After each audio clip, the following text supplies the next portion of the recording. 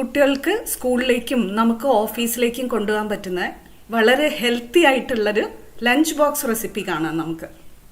കറിവേപ്പില പൊടിയോ മുരിങ്ങയില പൊടിയോ തലേദിവസം പൊടിച്ചു വെച്ചിരുന്നാൽ രാവിലെ വളരെ വേഗത്തിൽ ഈ ഒരു റൈസ് നമുക്ക് ഉണ്ടാക്കിയെടുക്കാം. കറിവേപ്പില പൊടിയുടെയും മുരിങ്ങയില പൊടിയുടെയും ലിങ്ക് ഈ വീഡിയോയുടെ ഡിസ്ക്രിപ്ഷനിൽ ആദ്യം തന്നെ കൊടുക്കാം കേട്ടോ. നമസ്തേ, ഞാൻ ധന്യ, ഇത് വെജ് കേരള. എല്ലാവർക്കും വെജ് കേരളയുടെ ഒരു പുതിയ വീഡിയോയിലേക്ക് സ്വാഗതം. ഈ ഒരു റെസിപ്പിക്ക് വേണ്ടി ഞാൻ എടുത്തിട്ടുള്ളത് 2 കപ്പ് വേവിച്ച കൈമ അരിയാണ്. ഉപ്പ് ചേർത്തിട്ടാണ് വേവിച്ചത്. ഇതിന് പകരം ബസ്മതി അരിയോ അല്ലെങ്കിൽ നമ്മുടെ സാധാരണയായിട്ട് കിട്ടുന്ന ഏത് അരി വേണമെങ്കിലും ഉപയോഗിക്കാം. ഉപ്പ് ചേർത്ത് വേവിക്കണമെന്നേ ഉള്ളൂ.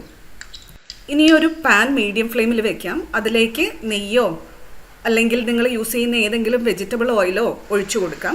ഞാനൊരു 1.5 ടേബിൾ സ്പൂൺ ഒഴിച്ചിട്ടുണ്ട്. എണ്ണ ചൂടാകുമ്പോൾ 1 ടീസ്പൂൺ കടുക് ചേർത്ത് കൊടുക്കാം. കടുക് ഏകദേശം പൊട്ടിത്തുടങ്ങുമ്പോൾ നമ്മൾ ഇതിലേക്ക് 1 ടേബിൾ സ്പൂൺ കടലപ്പരിപ്പാണ് ചേർക്കുന്നത്. കടലപ്പരിപ്പ് ചേർത്ത് നന്നായിട്ടൊന്ന് വഴറ്റി കൊടുക്കാം. കടലപ്പരിപ്പ് ഏകദേശം പകുതി പാകമാകുമ്പോൾ ഇതിലേക്ക് നമ്മൾ റോസ്റ്റ് ചെയ്തിട്ടുള്ള നിലക്കടലയാണ് ചേർക്കുന്നത്. അത് ഏകദേശം 1.5 ടേബിൾ സ്പൂൺ മുതൽ 2 ടേബിൾ സ്പൂൺ വരെ എടുക്കാം.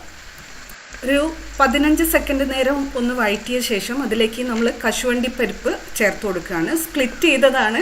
ഒരു 10-20 എണ്ണം ഞാൻ എടുത്തിട്ടുണ്ട്. പരിപ്പുകൾ ഇത്രയും ചേർത്ത് വഴറ്റൽ കണ്ടിന്യൂ ചെയ്യാം. അതിൻ്റെ നിറം ഒന്ന് ലൈറ്റ് ബ്രൗൺ കളർ ആവുന്നത് വരെ. ഇനി നമുക്കിതിലേക്ക് 2-3 വറ്റൽമുളക് പൊട്ടിച്ചതും 1-2 തണ്ട് കറിവേപ്പിലയും ചേർത്ത് കൊടുക്കാം. ഒരു 8-10 സെക്കൻഡ് നേരം ഒന്ന് വഴറ്റാം.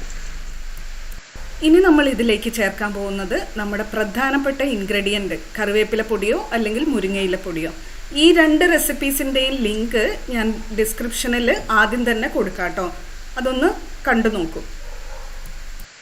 കറിവേപ്പില പൊടിയും മുരിങ്ങയില പൊടിയും നമുക്ക് ദോശയുടെയും ഇഡ്ഡലിയുടെയും കൂടെ സൈഡായിട്ടൊക്കെ കഴിക്കാം കേട്ടോ.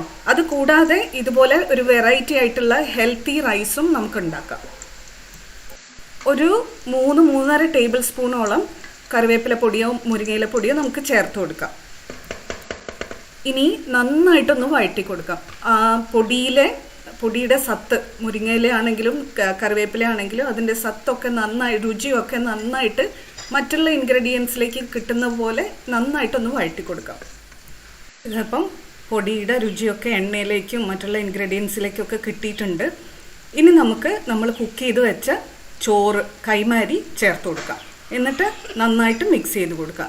അരിയുടെ എല്ലാ ഭാഗത്തേക്കും, ചോറിൻ്റെ എല്ലാ ഭാഗത്തേക്കും അതിൻ്റെ രുചി കിട്ടുന്നത് പോലെ മിക്സ് ചെയ്ത് കൊടുക്കാം. റൈസ് ഉടഞ്ഞു പോകാതെ ഒന്ന് ശ്രദ്ധിക്കണേ.